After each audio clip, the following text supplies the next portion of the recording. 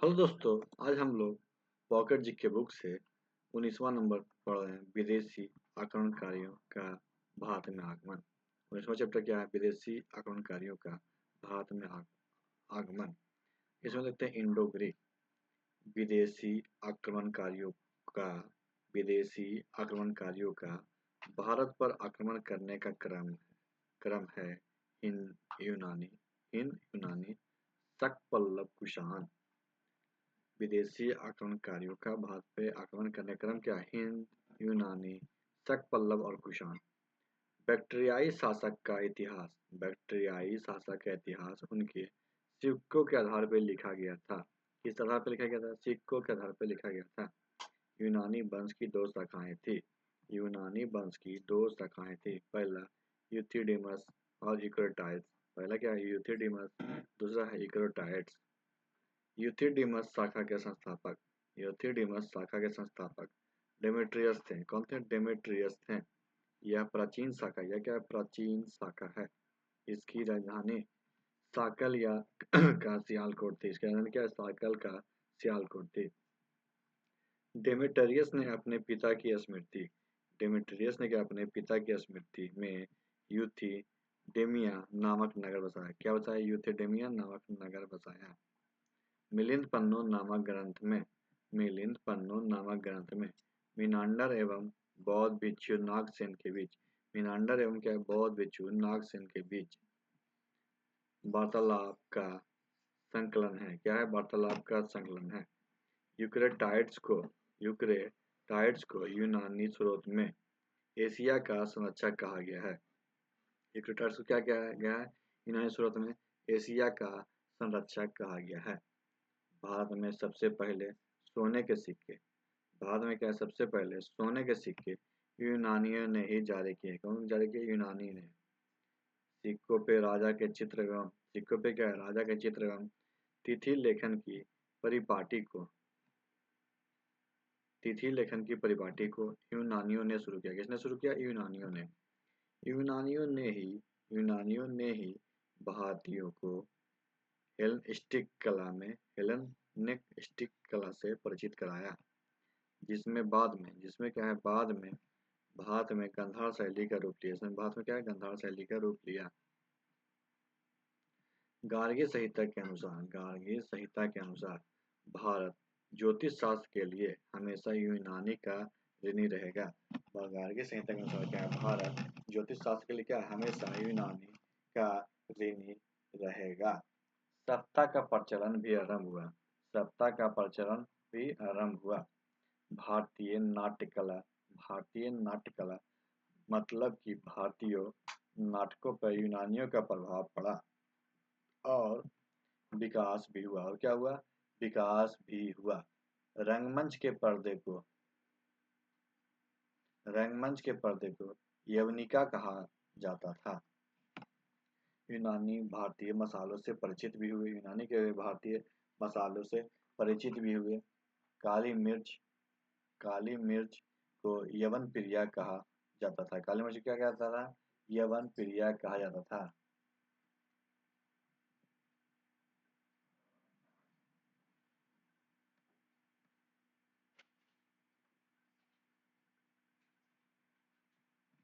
शक भारत में यूनानियों के बाद शक आए।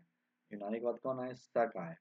और शक मूलतः मध्य एशिया से आए थे। शक कहाँ से आए थे? मध्य एशिया से आए थे। शक चारागाह की खोज में भारत आए। शक किसी खोज में? चारागाह की खोज में भारत आए थे। भारतीय साहित्य में इन्हें सिथियन कहा गया है। क्या कहा गया है? सिथियन कहा गया है।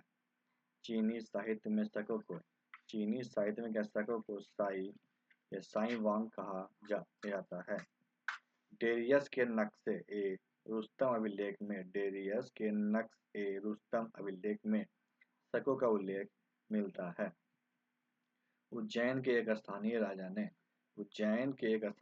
ने शकों को 58 ईस्वी पूर्व में पराजित कर विक्रमादित्य की उपाधि धारण की। शकों ने भारत में सत्ता शासन के 5 केंद्र की स्थापना की। कितने केंद्र? 5 केंद्र की स्थापना की।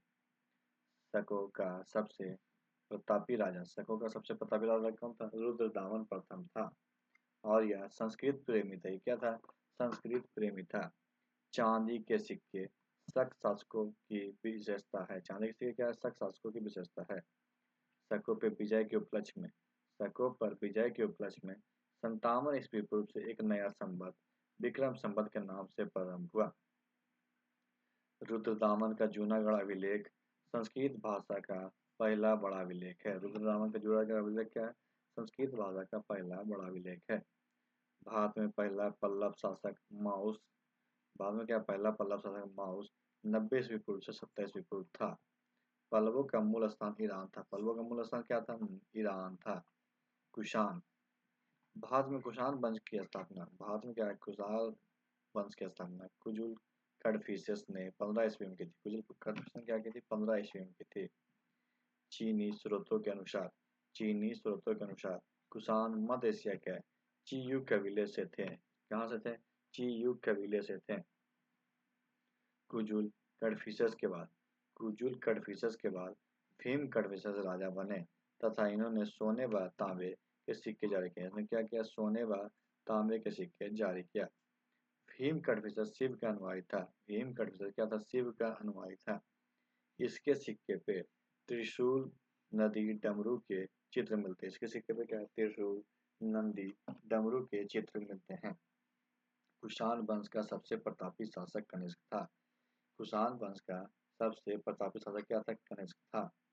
78 ईस्वी में कनिष्क का राज्याभिषेक हुआ। 78 ईस्वी में क्या हुआ? कनिष्क का राज्याभिषेक हुआ तथा 78 ईस्वी में ही शक संवत आरंभ हुआ। 78 ईस्वी में क्या हुआ? शक संवत आरंभ हुआ। कनिष्क की राजधानी पुरुषपुर पेशावर थी। कनिष्क की राजधानी कहाँ थी? पुरुषपुर पेशावर थी। कल्हन की राजतरंगिणी के अनुसार इसने कश्मीर पर आक्रमण किया। इसने क्या है? कश्मीर पर आक्रमण किया एवं वहाँ कनिष्कपुर नामक शहर बसाया। वहाँ क्या है? कनिष्कपुर नामक शहर बसाया। कनिष्क ने चीन के हान राजवंश के राजा कनिष्क ने क्या है? चीन के हान राजवंश के राजा हान हो ती से युद्ध किया और दूसरे प्रयास में उसे हराया था। कनिष्क बौद्ध धर्म का महायान शाखा का अनुयायी था। कनिष्क क्या है? बौद्ध धर्म का महायान शाखा का अनुयायी था। इसने चौथी बौद्ध संगीति इसी के क्या शासनकाल में कुंडलवन कश्मीर में बौद्ध विद्वान वसुमित्र की अध्यक्षता में हुई। किसके अध्यक्षता में? बौद्ध विद्वान वसुमित्र की अध्यक्षता में हुई। कनिष्क के सिक्के ईरानी व यूनानी भाषा में थे। कुषाणों ने सोने के सर्वाधिक सिक्के जारी किए जिसकी क्या है? शुद्धता गुप्त काल के स्वर्ण मुद्रा से उत्कृष्ट है। कनिष्क के दरबार में महान दार्शनिक अश्वघोष रहता था। कौन सा था? अश्वघोष रहता था। यह कनिष्क के राजकवि थे। कौन थे? कनिष्क के राजकवि थे। अश्वघोष ने बुद्ध चरित्र व सूत्र अलंकार की रचना की। अश्वघोष ने क्या है? बुद्ध चरित्र व सूत्र अलंकार की रचना की। द्वैत शासन की अवधारणा को सर्वप्रथम कुषाण वंश ने अवगत कराया था। किसने अवगत कराया था? कुषाण वंश ने अवगत कराया था। कनिष्क भारत का प्रथम शासक था। कनिष्क क्या है? भारत का प्रथम शासक था जिसने बुद्ध की आकृति युक्त सिक्के जारी किए। भारत का कांट मिल्टन वॉल्टेयर के नाम से अश्वघोष को जाना जाता है। भारत में गांधार शैली का प्रचलन कुषाण वंश ने किया। इसे इंडो ग्रीक शैली के नाम से भी जाना जाता है। कुषाण शासक कनिष्क के समकालीन नागार्जुन अश्वघोष एवं वसुमित्र थे। नागार्जुन ने क्या है? माध्यमिक सूत्र माध्यमिक सूत्र ग्रंथ लिखा तथा नागार्जुन एक दार्शनिक भी थे। नागार्जुन क्या थे? दार्शनिक थे और शून्यवाद का प्रतिपादक थे। नागार्जुन ने भारत का आइंस्टीन कहा जाता है। नागार्जुन को क्या है? भारत का आइंस्टीन कहा जाता है। कनिष्क का राजवंश चरक था। कौन था? चरक था। जिसने चरक संहिता की रचना की। जिसने क्या है, चरक संहिता की रचना की, जो भारतीय चिकित्सा शास्त्र का विश्व कोश कहा जाता है। जिसे क्या है, भारतीय चिकित्सा शास्त्र का विश्व कोश कहा जाता है। विभाष शास्त्र की रचना, विभाष शास्त्र की रचना वसुमित्र ने की और बौद्ध धर्म का विश्व कोश विभाष शास्त्र को भी कहा जाता है। पृथ्वी द्वारा सूर्य की परिक्रमा के लिए, पृथ्वी द्वारा क्या, सूर्य की परिक्रमा के लिए लगाने वाला समय की गणना करने वाले भारतीय खगोल शास्त्री भास्कराचार्य हैं। गणेश की मृत्यु 102 ईस्वी में हो गई। गणेश की मृत्यु कब हुई, 102 ईस्वी में हो गई। हुबेश गणेश के उत्तराधिकारी थे। हुबेश कौन थे, गणेश के उत्तराधिकारी थे। कुषाण वंश का अंतिम शासक वसुदेव था। कुषाण वंश का अंतिम शासक कौन था, वसुदेव था। वसुदेव शैव मतानुयायी था। वसुदेव क्या था, शैव मतानुयायी था। वसुदेव प्रथम, वसुदेव प्रथम, गणेश के द्वितीय, गणेश के द्वितीय, वसविक, गणेश तृतीय, हुविस्क एवं आदि गणेश वंश के शासक थे। गणेश ने तक्षशिला में सिरकप नामक नगर की स्थापना की। गणेश ने क्या है, तक्षशिला में सिरकप नामक नगर की स्थापना की। कुषाणों में मृत शासकों की मूर्तियों को, कुषाणों के मृत शासकों की मूर्तियों को मंदिर में रखा जाता था। कुषाण साम्राज्य में, कुषाण के साम्राज्य में मार्गों पर सुरक्षा प्रदान का प्रबंधन था, जिसमें रेशम मार्ग पर नियंत्रण रखने वाले शासक में, जिसमें क्या, रेशम मार्ग पर नियंत्रण रखने वाले शासक में सबसे प्रसिद्ध कुषाण थे। रेशम मार्ग का आरंभ कनिष्क ने करवाया था। रेशम मार्ग का आरंभ कौन, कनिष्क ने करवाया था। इस समय वास्तुकला के क्षेत्र में, इस समय क्या, वास्तुकला के क्षेत्र में सबसे अधिक विकास हुआ। सर्वाधिक बुद्ध की मूर्तियों का, सर्वाधिक क्या, बुद्ध की मूर्तियों का निर्माण गांधार कला के अंतर्गत हुआ तथा गांधार कला के लिए, तथा क्या, गांधार कला के लिए तक्षशिला प्रसिद्ध है। गणेश के काल में, गणेश के काल में क्या, मथुरा शैली का भी विकास हुआ तथा मथुरा संग्रहालय में कुषाण कालीन मूर्तियों का संग्रह अधिक मात्रा में है। भारत में इथोपिया से हाथी दांत व सोना आता था। भारत में क्या, इथोपिया से हाथी दांत व सोना आता था।